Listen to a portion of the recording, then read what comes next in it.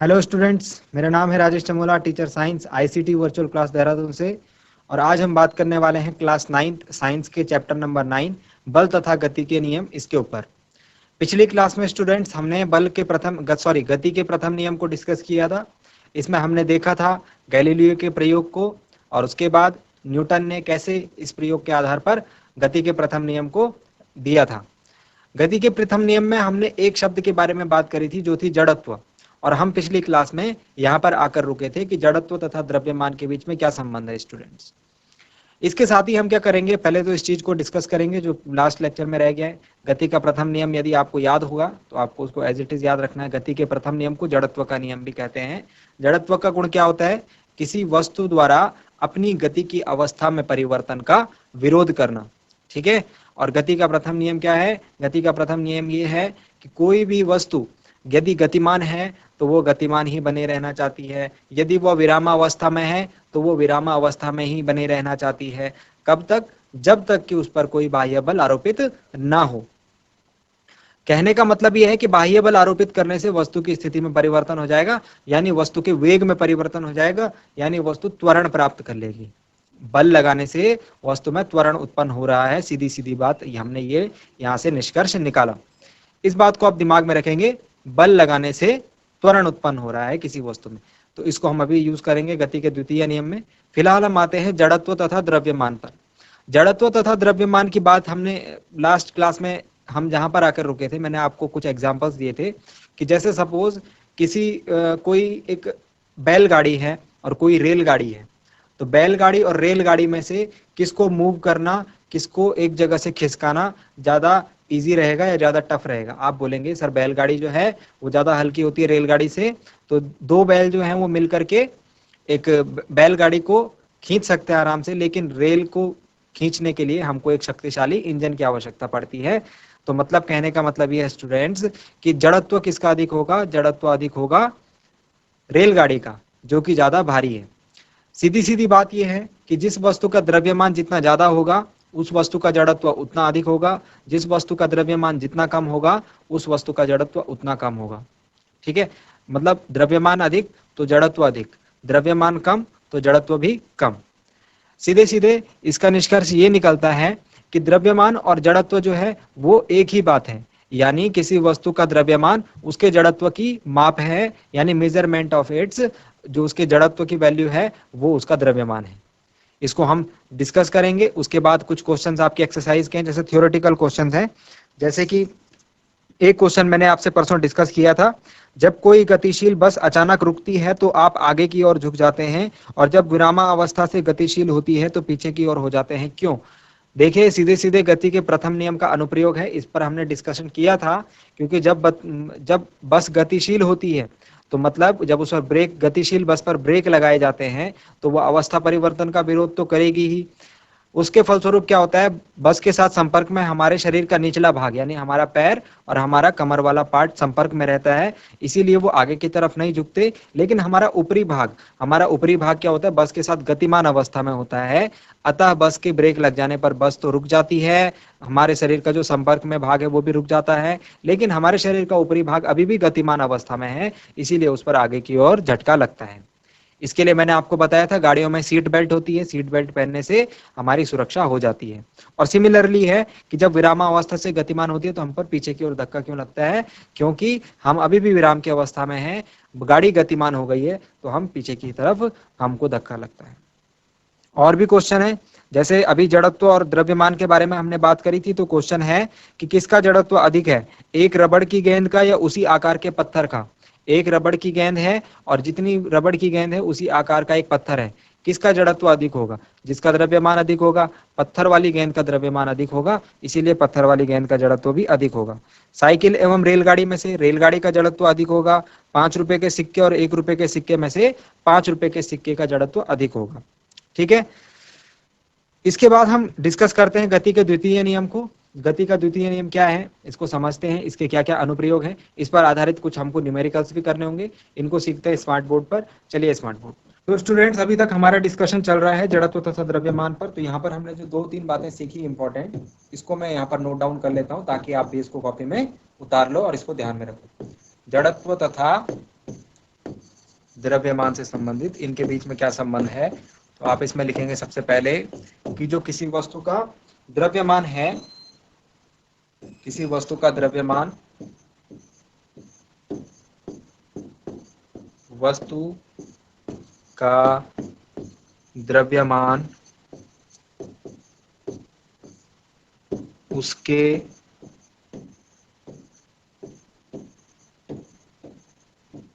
जड़त्व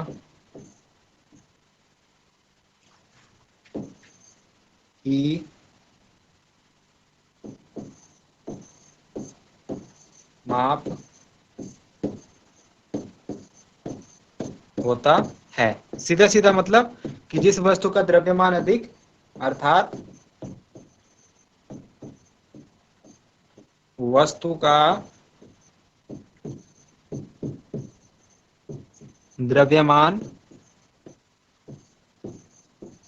अधिक, तो मतलब उसका जड़त्व भी अधिक। यदि वस्तु का द्रव्यमान कम, तो वस्तु का जड़त्व भी कम। ठीक है, तो ये हमने जड़त्व के बारे में देखा, जड़त्व और द्रव्यमान के बीच में संबंध। और जड़त्व मैंने आपको बताया था, जड़त्व क्या है? किसी वस्तु का गुण है, किसी वस्तु की प्रॉपर्टी है, जिससे कि वो क्या है? अपनी अवस्था परिवर्तन का, गति की अवस्था में परिवर्तन का विरोध करती है। चलिए नेक्स्ट पे आते हैं हमारे पास। अच्छा, एक क्वेश्चन रह गया। एक क्वेश्चन क्या था? क्वेश्चन है कि किसी पेड़ की शाखा को तीव्रता से हिलाने पर कुछ पत्तियां झड़ जाती हैं। किसी पेड़ की शाखा, इस क्वेश्चन को आप सोचिए, अपने दिमाग में सोचने की कोशिश कीजिए कि ऐसा क्यों होता होगा। गति के प्रथम नियम पे आधारित इसका आंसर है, इसका एक्सप्लेनेशन। तो जरा सोचिए, तब तक मैं क्वेश्चन लिखता हूं। किसी पेड़ की शाखा को जोर से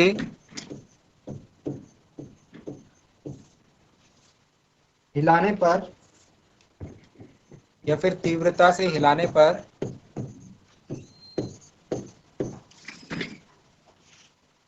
इसकी कुछ पत्तियां झड़ जाती हैं। कुछ पत्तियां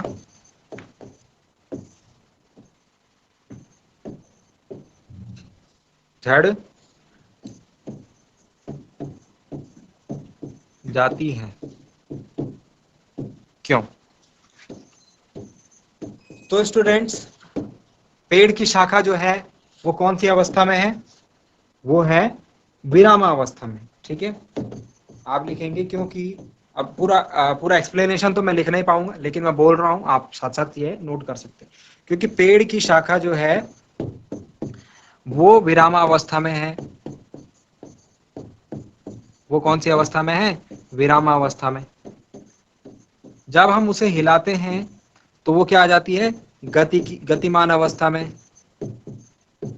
लेकिन पत्तियां जो है, पत्तियां, पेड़ की पत्तियां, टहनी पर लगी जो पत्तियां हैं या शाखा पर लगी हुई पत्तियां हैं, वो अभी भी विरामावस्था में होती है और अवस्था परिवर्तन का विरोध करती है।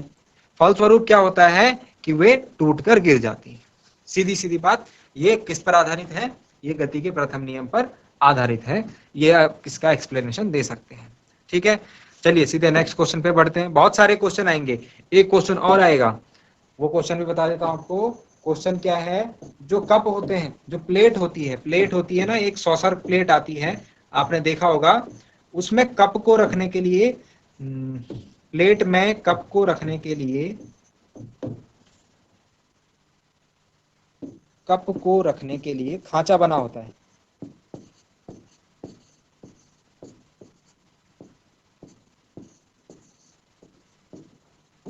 के लिए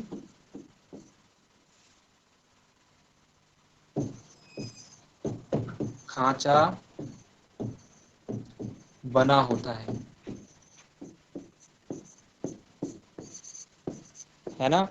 तो वो क्यों बना होता है? प्लेट में कप को रखने के लिए खांचा, प्लेट में कप को रखने के लिए खांचा इसलिए बना रहता है कि यदि अचानक हमको झटका लग जाता है, अचानक झटका लग जाता है, तो गति के प्रथम नियम से क्या होगा कि जो कप है वो प्लेट से गिर करके नीचे गिर जाएगा, और प्लेट में कप जो है प्लेट में से नीचे गिर जाएगा, और कप में रखा हुआ सामान जो है हमारे ऊपर गिर सकता है।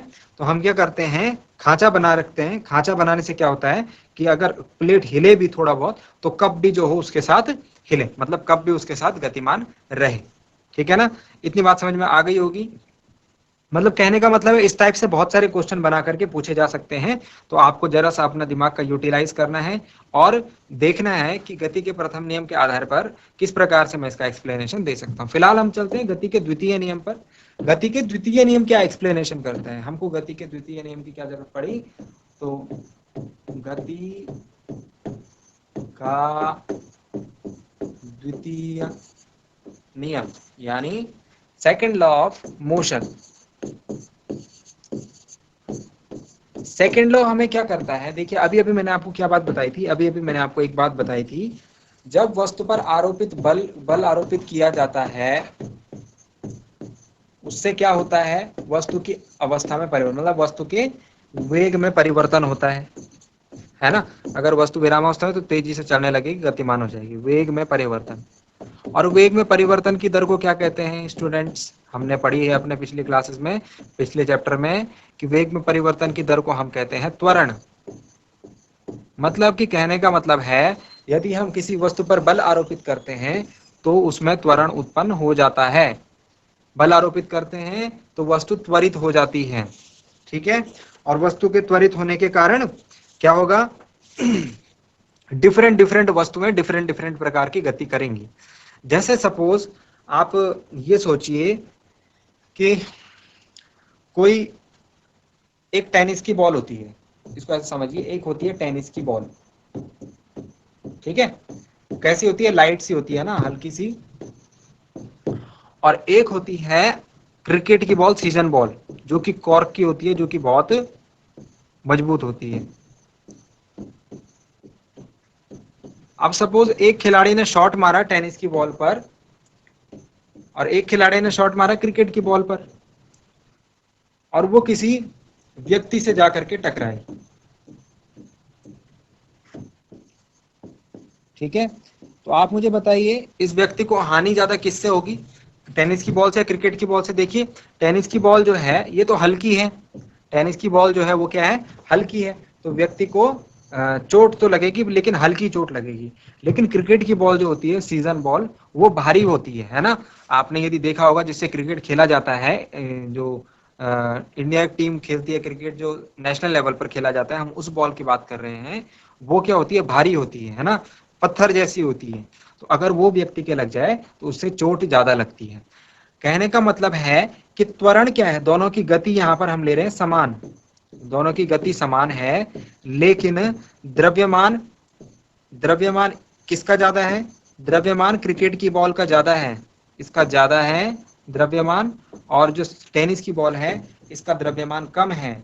तो बल दोनों पर यदि समान रूप से लगाया जाए तो ज्यादा द्रव्यमान वाली गेंद जो है वो ज्यादा असर करेगी, यानी कहने का मतलब ये है कि वो ज्यादा बल आरोपित करेगी। ठीक है, ठीक है, इसके बाद नेक्स्ट एक और एग्जांपल लेते हैं। इन एग्जांपल के थ्रू हम समझने की क्या कोशिश कर रहे हैं कि जो बल है वो डिफरेंट प्रकार की वस्तुओं पर, और उसके द्वारा जो डिफरेंट वस्तुओं पर हम त्वरण आरोपित कर रहे हैं, त्वरण मिल रहा है जो वस्तुओं को, वो कैसे कैसे वेरी कर सकता है। ठीक है, अब सपोज एक ट्रक है, ये ट्रक जो है ये विरामावस्था में, मतलब रास्ते में खड़ा है, और एक ट्रक जो है ये गतिमान है, ये किसी वेग से चल रहा है। सपोज हम बोलते हैं इस ट्रक का जो स्पीड है वो 10 किलोमीटर प्रति सेकंड है, 10 किलोमीटर सॉरी 10 किलोमीटर प्रति घंटे की रफ्तार से चल रहा है। स्पीड बहुत कम है पर हम मानते चलो इतने स्पीड से चल रहा है। यदि कोई व्यक्ति अनजाने में इस ट्रक से टकरा जाए जो विरामावस्था में, तो उसे चोट कम लगेगी। लेकिन यदि कोई व्यक्ति इस गतिमान ट्रक से टकरा जाए तो उसे बहुत बड़ी दुर्घटना हो सकती है। कैसे? ट्रक तो वही था, सिर्फ इतने बात से फर्क पड़ गया कि विरामावस्था में या गतिमान में। तो यहाँ पर बल जो है ज्यादा लगा इस वाली अवस्था में, और इस वाली अवस्था में बल कम लगा। किस पर निर्भर हुआ? यहाँ पर बल जो हुआ वो त्वरण पर निर्भर हुआ। इसका त्वरण कम, इसका त्वरण कम और इसका त्वरण अधिक। द्रव्यमान दोनों का बराबर, ट्रक जो था दोनों बराबर है। दो केस समझ गए, एक में दोनों का त्वरण जो था वो सेम था, लेकिन द्रव्यमान एक का ज्यादा एक का कम, तो हमने देखा ज्यादा द्रव्यमान वाले ने ज्यादा बल आरोपित किया। दूसरे केस में हमने देखा द्रव्यमान दोनों का सेम, लेकिन त्वरण एक का ज्यादा एक का कम, त्वरण में जिसका ज्यादा त्वरण था उसने ज्यादा बल आरोपित किया। ऐसा ही हम देखते हैं कि एक छोटे से सपोज एक जो बंदूक की गोली होती है, बंदूक की गोली ये होती है मुश्किल से ग्राम्स में होती है ना, बहुत कम इसका द्रव्यमान होता है। इसका द्रव्यमान क्या होता है? कम द्रव्यमान। तो अगर मैं इस गोली से ऐसे एज्यूम करूं कि ये गोली मेरे हाथ में है और मैं इससे किसी को इससे मैं किसी जगह पर या फिर किसी निशाने पर मारता हूं, तो जो प्रहार करूंगा उसके जो हानि होगी वो कम होगी। लेकिन अगर मैं इसको बंदूक से फायर करता हूं, राइफल के अंदर डाल करके इस बंदूक की गोली चलाता हूं, तो इससे तो किसी किसी व्यक्ति की जान भी जा सकती है ना, मतलब ये ज्यादा हानि पहुंचा सकती है इस केस में। तो कहने का मतलब क्या हुआ? छोटी सी गोली है, लेकिन यहां पर राइफल से निकलने के बाद उसकी स्पीड क्या हो जाती है? बहुत तेज। यहां पर त्वरण जो होता है बहुत अधिक। तो जब ज्यादा त्वरण से वो गोली आती है तो छोटी सी गोली भी क्या करती है? बहुत बड़ी हानि कर लेती है।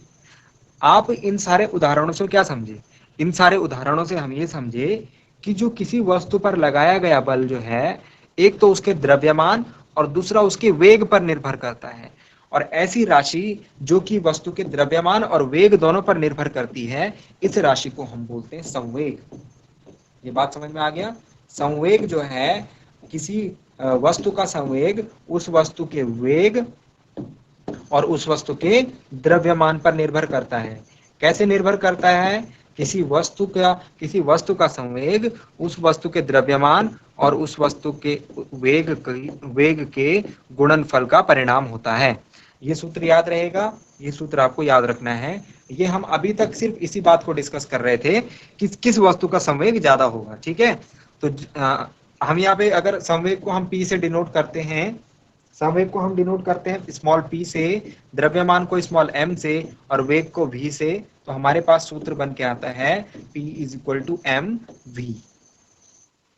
संवेग का जो मात्रक होता है, सारी चीजें आपको ध्यान रखनी है। संवेग का मात्रक जो होता है वो होता है किलोग्राम मीटर प्रति सेकेंड।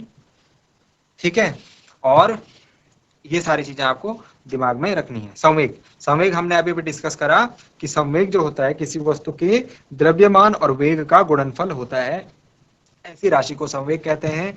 P बराबर m इंटू वी, इसे हम स्मॉल p से निरूपित करते हैं। इसका मात्रक होता है किलोग्राम मीटर प्रति सेकेंड।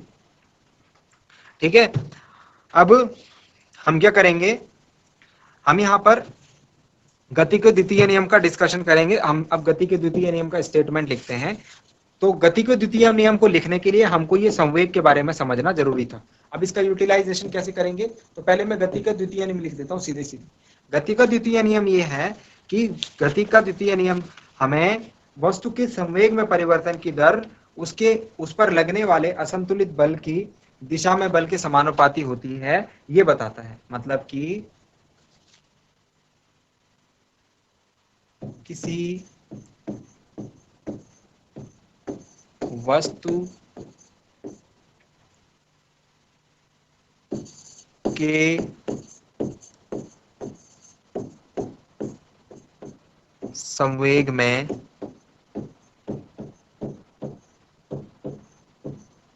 परिवर्तन की दर, अभी हम इसका मैथमेटिकल जो हम लिख रहे हैं इसको हम मैथमेटिकल प्रूफ करने की भी कोशिश करेंगे। किसी वस्तु के संवेग में परिवर्तन की दर उस पर लगने वाले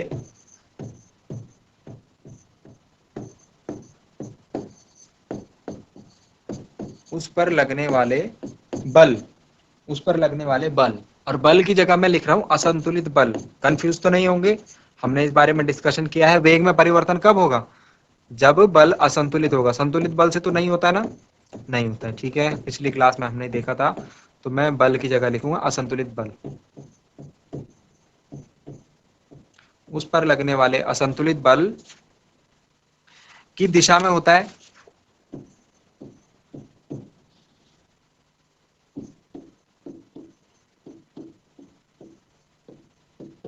तथा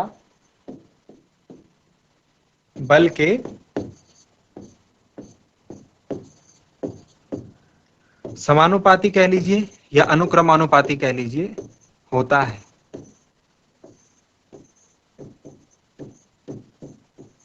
ये गति का द्वितीय नियम है। यह गति का द्वितीय नियम है। इस नियम के अकॉर्डिंग जो मैंने अभी ऊपर लिखा है, इसको मैं कैसे लिख सकता हूं?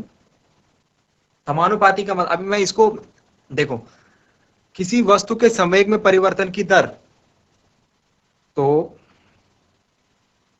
किसी वस्तु में संवेग परिवर्तन की दर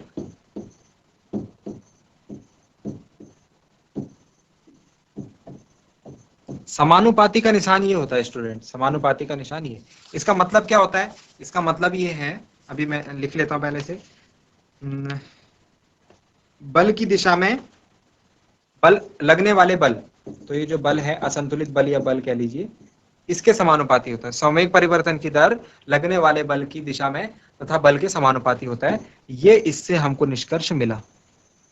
समानुपाती का मतलब ये होता है स्टूडेंट्स, अगर मैं बल लगाऊंगा ज्यादा तो संवेग में परिवर्तन की दर होगी ज्यादा, अगर मैं बल लगाऊंगा कम तो संवेग में परिवर्तन की दर होगी कम। तो जब कोई ऐसा संबंध आता है तो मैं उसकी जगह समानुपाती लिख लेता हूं। कैसे? इसको ऐसे एक एग्जांपल से समझिए कि जब आपकी एज बढ़ती है तो आपकी हाइट भी धीरे धीरे बढ़ती है। ये एक स्पेसिफिक एज ग्रुप के लिए बोल रहा हूँ। सपोज 10 से 20 साल के बीच में आपकी एज बढ़ती है तो आपकी हाइट भी देखा होगा आपने बढ़ती है। मतलब आप 10 साल में आपकी हाइट थी 140 सेंटीमीटर, 12 साल में आपकी हाइट हो गई 150 सेंटीमीटर, ठीक है, 14 साल में आपकी हाइट हो गई 160 सेंटीमीटर। तो इस हिसाब से तो देख रहे हैं आप, जैसे जैसे आपकी एज बढ़ रही है वैसे वैसे आपकी हाइट भी बढ़ रही है। तो जब कोई ऐसा संबंध आता है तो हम उस पर अनुक्रमानुपाती लगा देते हैं सीधे सीधे। मतलब कि बल की मात्रा जैसे जैसे बढ़ेगी संवेग परिवर्तन की दर भी वैसे वैसे बढ़ेगी, बल की मात्रा जैसे जैसे घटेगी संवेग परिवर्तन की दर भी वैसे वैसे घटेगी।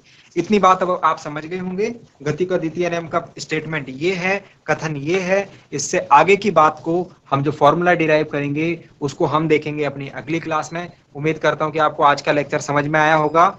इसको आप रिवाइज कीजिएगा। अगली क्लास में हम इससे रिलेटेड और सारी चीजें देखेंगे, इससे आधारित न्यूमेरिकल्स करेंगे और सबसे पहले हम इस पर जो बेस्ड फॉर्मूला है उसको डिराइव करेंगे। इसको आप रिवाइज करने के लिए डीडी उत्तराखंड के यूट्यूब चैनल पर जाकर के देख सकते हैं। तो मिलते हैं स्टूडेंट्स अगली क्लास में एक नए टॉपिक के साथ। बहुत बहुत धन्यवाद।